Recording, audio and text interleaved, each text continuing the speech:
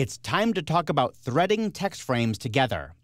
I've opened up this Roux article file from my exercise folder, and I'm going to jump to the next spread by pressing Option page down or Alt page down on Windows.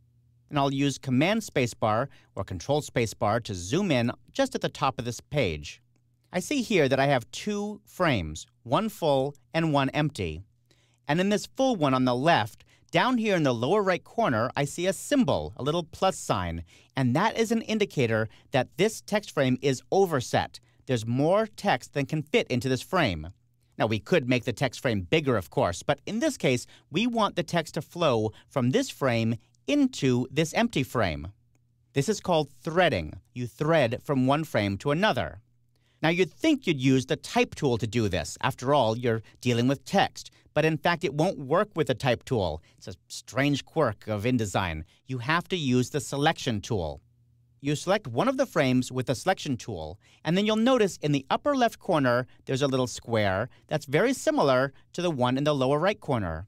Those little squares are called the ports, import and outport. All text flows in through the import and out through the outport. So to get text out of this text frame, I'm going to click on the outport with my Selection tool. Now notice that it loads the place cursor. The place cursor lets me thread from one frame into another, or it will even let me create a text frame. Notice how the cursor changes depending where I place it. Out here at the top of the page, where there's no frames at all, the cursor has a sharp edge. That indicates that it's going to thread into a new frame. If I click or click and drag, it'll make a frame and then thread the text into it. But if I move it down a little bit, I get a different cursor, which means it's going to thread from one frame into the current frame, the one that's hiding there. In this case, I'm simply going to click, and you'll see the thread happen. This text is threading from the left frame to the right one, but it's hard to tell that. There's no visual indicator. So we're going to go to the View menu, come down to Extras, and turn on Show Text Threads. That way you get this little colored line that goes from one port to the next.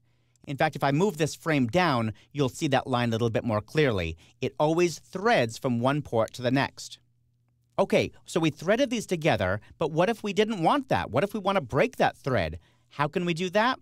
It's really easy. All you do is double-click on one of the ports. Doesn't matter which, the in-port or the out-port.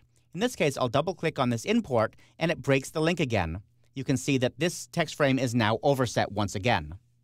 By the way, some people call this linking text frames, but linking actually means something different in InDesign. It means maintaining a link to files on your hard drive so that if they change, InDesign changes too.